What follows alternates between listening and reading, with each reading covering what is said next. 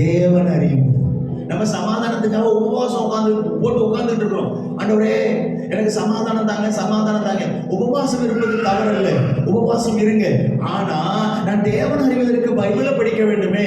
நான் தேவன் அறிவதற்கு ஆண்டவரே எனக்கு இதில் உள்ள காரியங்களை புரிந்து கொள்வதற்கு எனக்கு உதவி செய்யுங்கப்பா, என் கண்களை திறந்துங்கப்பா என்று சொல்லி கேட்கும் பொழுது நல்ல கவனமா கேளுங்க. நான் தேவனை அறிவேன். எப்பெல்லாம் நான் தேவனை அறிவேனோ அப்ப என் புத்தி கெட்டாத தேவ சமாதான இருதயத்தை போடும். எப்பெல்லாம் நான் தேவன் அறிவேனோ எனக்கு கிருபை வந்து போடும். எப்பெல்லாம் நான் தேவன் அறிவேனோ அப்ப நான் விடுதலை வந்து என்ன நிரப்பும். எப்பெல்லாம் நான் தேவன் அறிவேனோ நல்ல கவனமா கேளுங்க, என் உள்ளம் பாரம் இல்லாமல் விடுதலையோடு கூட காணப்படும். நான் எப்பெல்லாம் நான் தேவனை அறிவேனோ நான் எல்லா சமயத்திலும் நான் எப்படி இருப்பேன்? விடுதலை உள்ள ஒரு மனிதனாகவே விளங்குவேன். ஒரு ஆமென் சொல்லலாமே அன்பு கிறிஸ்தவுக்குள் பிரியமானவர்களே.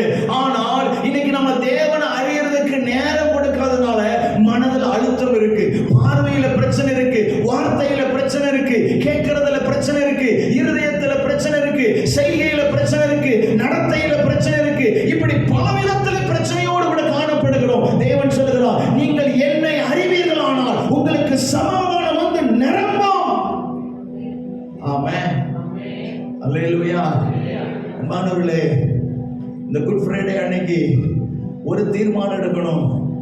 என் குடும்பத்தில் பிரச்சனை, சமாதானம் இல்லைப்பா. நான் வேலை செய்கிற இடத்துல போகிறேன், அங்கேயும் சமாதானம் இல்லை. தனியான ஒரு ரூமில் இருக்கிறேன், அங்கேயும் எனக்கு சமாதானம் இல்லை. நான் படுத்தே தூங்குறேன், கண்ணை மூடனமாக தான் இருக்கு, ஆனால் என் இருதயம் தூங்கலை, ஒரு அழுத்தத்தோடு இருக்கு. நான் என்ன செய்யணும்னு எனக்கு தெரியல. தேவன் நம்மளை பார்த்து சொல்லுகிறார், நீங்கள் என்னை அறிவதற்கு நீங்கள் நேரம் கொடுங்கள். நீங்கள் என்னை அறிவதற்கு என் பாதத்தில் வந்து அமருங்கள். புத்தி கேட்டாத தேவ சமாதானம் உங்க இருதயத்தை வந்து மூடும். ஒரு ஆமென்னு சொல்லலாமே அன்பு கிறிஸ்துவுக்குள் பிரியமானவர்களே. அப்ப ரகசியம் எங்கே இருக்கிறது? இயேசு கிறிஸ்துவுக்குள் இருக்கிறது. எங்க இருக்குங்க ரகசியம்? எங்க இருக்கு? இயேசு கிறிஸ்துவுக்குள் இருக்கு. இதை அறிய விடாதபடிக்கு எது தடப்படுது? மாம்ச கிரியைகள் தடப்படுது. மாம்ச கிரியைகளை பிசாசு ஒரு டூலா என்ன செய்யறான்னா பயன்படுத்தி கொள்ளுகிறான். அன்பு கிறிஸ்துவுக்குள் பிரியமானவர்களே, இன்னைக்கு ஒரு தீர்மானம் எடுக்கணும். ஆண்டவரே, இந்த மாம்ச கிரியைகள் எல்லாம் அழிவதற்கு ஆண்டவரே பரிசுத்த ஆவியானுடைய நிறைவு என் சரீரத்தை முழுவதும் என்ன செய்யட்டும்? நிரப்பட்டோம்னு நீங்க சொல்லுங்க. நீங்க தேவனோடு கூட இசைந்திருங்க. நம்ம தேவனோடு இசைந்திருந்தா நல்லா கவனமாக்குங்க, தேவனும் நமக்குள் வருவார், ஞானமும் நமக்குள் வரும். நாம் தேவனுக்கு முன்பாக இருப்போம், அறிவுள்ளவர்களாக இருப்போம், சம்பூர்ணமுள்ளவர்களாக இருப்போம். இதோடு மாத்திரமல்ல, சரீரத்தில் விடுதலை உள்ளவர்களாக இருப்போம். இதோடு மாத்திரமல்ல, நம்முடைய இருதயம் சமாதானத்தினாலும் சந்தோஷத்தினாலும் நிரம்பும். ஒரு தனி மனிதன் சமாதானத்தினாலும் சந்தோஷத்தினாலும் நிரம்பினார், குடும்பம் சமாதானத்தினால் சந்தோஷத்தினால் நிரம்பும், சபை சமாதானத்தினால் சந்தோஷத்தினால் நிரம்பும், சமுதாயம் சந்தோஷத்தினால் சமாதானத்தினால் அந்த நபரால் நிரம்பும். ஆமென். தேவன் அப்போ இன்னைக்கு நமக்கு இயேசு கிறிஸ்துவை தந்திருக்கிறார். ஒரு அல்லேலூயா சொல்லுங்களேன். இவ்வளோ பெரிய பொக்கிஷத்தை, இவ்வளோ பெரிய ஐஸ்வர்யத்தை நமக்கு உள்ளேயே வச்சுக்கிட்டு நம்ம எங்கெங்கேயோ போய் என்ன செய்யறோம்? தேடுறோம். அதான் பழமொழி சொல்லுவாங்க, கையில வெண்ணெய் வச்சுக்கிட்டு நெய் களையறாங்க. நம்ம கையில யார் இருக்காங்க? இயேசு இருக்கிறார். அதான் சொல்லுவாங்க, வெண்ணெய் வச்சுட்டு என்ன செய்யறாங்க? நெய் களையறாங்க. ஆமென்.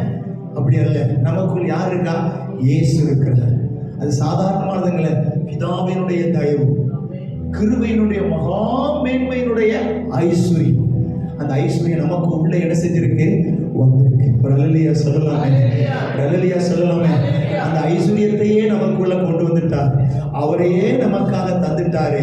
மற்ற எல்லாவற்றையும் மறலாதிருப்பது எப்படி?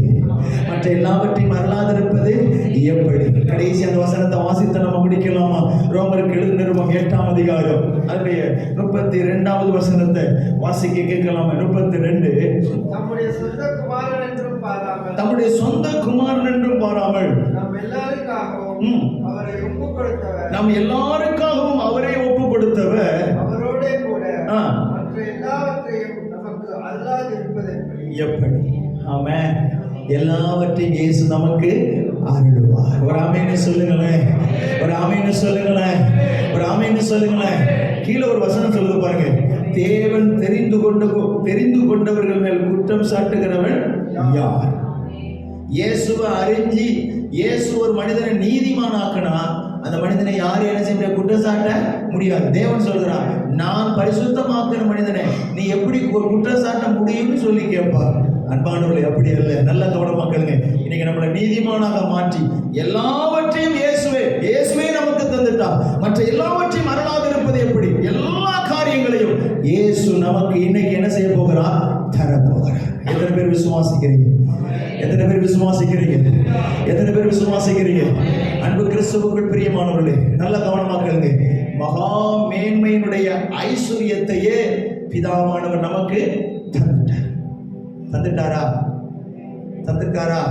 பக்கத்தில் இருக்கிறவங்கள பார்த்து சொல்லுங்க, ஐஸ்வர்யத்தை உங்களுக்காக தந்துட்டாருங்க. சொல்லுங்க, ஐஸ்வர்யத்தை உங்களுக்கு தந்துட்டாரு. ஆமா, அந்த ஐஸ்வர்யமே இயேசுதான். சொல்லுங்க, அந்த ஐஸ்வர்யமே இயேசுதான். சொல்லுங்களேன், அவரையே உங்களுக்காக தந்த பொழுது ஒரு அற்ப இடத்தை தரமாட்டாரா? வீட்டை தரமாட்டாரா? ப்ரமோஷனை தரமாட்டாரா? படிப்பை தரமாட்டாரா? ஆரோக்கியத்தை தரமாட்டாரா? நன்மையை தரமாட்டாரா? அவ்வளவு பெரிய மேன்மையான ஐஸ்வர்யத்தையே பிதா நமக்கு தரும் பொழுது இதெல்லாம் தராமல் இருப்பாரா? கட்டாயம் நமக்காக தருவார். ஒரு ஆமென்னு சொல்லுங்களேன். நமக்கு தராம யாருக்குங்க கொடுக்க போறார்? ஒரு அல்லேலூயா சொல்லலாமே. நமக்கு தராம யாருக்கு கொடுக்க போறார்? நமக்காக இயேசுவையே கொடுத்துட்டாரு. இதெல்லாம் தராம இருக்க மாட்டார். கண்டிப்பா நமக்காக தரப்போறார். நம்ம எல்லாரும் எழுந்து நின்று செபிக்கலாமே. எல்லாரும் எழுந்து நின்று செபிக்க போகுது. இயேசுவே உமக்கு ஸ்தோத்திரம் அப்பா. எல்லாரும் எழுந்து தேவனை பார்த்து சொல்லப்பா, இந்த மகா மேன்மையினுடைய ஐஸ்வர்யம் அம்மா, இந்த ஐஸ்வர்யத்துக்குள் சகல நன்மைகளும் அடங்கி இருக்கிறது. இந்த ஐஸ்வர்யத்துக்குள்ள சகல மேன்மைகளும் அடங்கி இருக்கிறது. இந்த ஐஸ்வர்யத்துக்குள்ள சகல காரியங்களும் அடங்கி இருக்கிறது. ஓ ஹalleluya. கண்களை மூடி தேவனை பாருங்களேன். அப்ப அந்த ஐஸ்வர்யம் என்னன்னு இதுவரைக்கும் நாங்க தெரியாம அங்கும் இங்கும் அலைந்து எங்க நேரத்தை வீணடித்து விட்டோம், எங்க நாட்களை வீணடித்து விட்டோம். இனி ஒருபோது நாங்கள் வீணடிக்க மாட்டோம் அப்பா. ஒருபோது நாங்கள் வீணடிக்க மாட்டோம் அப்பா. இன்றைக்கே நாங்கள் இயேசுவுக்கு முக்கியத்துவம் கொடுக்க போகிறோம். இன்றைக்கே நாங்கள் இயேசுவுக்கு நேரத்தை கொடுக்க போகிறோம். எங்கள் தேவனுக்கு நாங்கள் நேரத்தை கொடுக்க போகிறோம். ஓ ஹalleluya. தேவ சன்னிதானத்தில் போய் நான் உட்கார போகிறேன். அப்பா, நான் உம்மை அறிந்து கொள்ள வந்திருக்கிறேன். நான் உம்மை அறிந்து கொள்ள வந்திருக்கிறேன். நான் உம்மை அறிந்து கொள்ள வந்திருக்கிறேன். அறிந்து கொள்ள வந்திருக்கிறேன். ஓ ஹalleluya. ரெண்டு கைகளை வலதுக்கு நேரா உயர்த்தி சொல்லலாமே, இயேசுவே நான் உம்மை அறிந்து கொள்ள வந்திருக்கிறேன். யார் ஒருவர் இயேசுவை அறிய வருகிறார்களோ, யார் ஒருவர் இயேசுவை விரும்புகிறார்களோ அவர்களுக்குள்ளே மாற்றங்கள் வரப்போகிறது. அவைகளுக்குள்ளே திருப்பங்கள் வரப்போகிறது. கர்த்தர் இன்னைக்கு இந்த ஜெப வேளையில தேவன் தந்து நடத்த போகிறார். ஓ ஹalleluya. எல்லாரும் சொல்லுங்க, இயேசுவே நான் இதை விரும்புகிறேன். இந்த ஐஸ்வர்யத்தை நான் விரும்புகிறேன் அப்பா. ஓ, இந்த கிருபையினுடைய மகா மேன்மையுடைய ஐஸ்வர்யத்தை நான் விரும்புகிறேன். மகா மேன்மையுடைய ஐஸ்வர்யத்தை நான் விரும்புகிறேன். மகா மேன்மையுடைய ஐஸ்வர்யத்தை நான் விரும்புகிறேன். நாங்கள் விரும்புகிறோம் அப்பா. ஓ ஹalleluya. அன்பு கர்த்தருடைய சபையே, இதுவரையிலும் நம்ம தேவனுக்கு நேரம் கொடுக்காமல் இருந்திருக்கலாம். நீங்க சமாதானத்தை இழந்து போன நிலைமையில் இருந்திருக்கலாம். ஓ, இதுவரையில் நீங்கள் தத்தளிப்போடு இருந்திருக்கலாம். இதுவரையில் நீங்கள் தடுமாற்றத்தோடு இருந்திருக்கலாம். இன்னைக்கு நம்ம எல்லாரும் தீர்மானம் எடுக்க போறோம். இயேசுவே, இன்று முதல் அப்பா நான் உம்மை அறிந்து கொள்வதற்கு இதோ என்னை ஒப்புவிக்கிறேன்.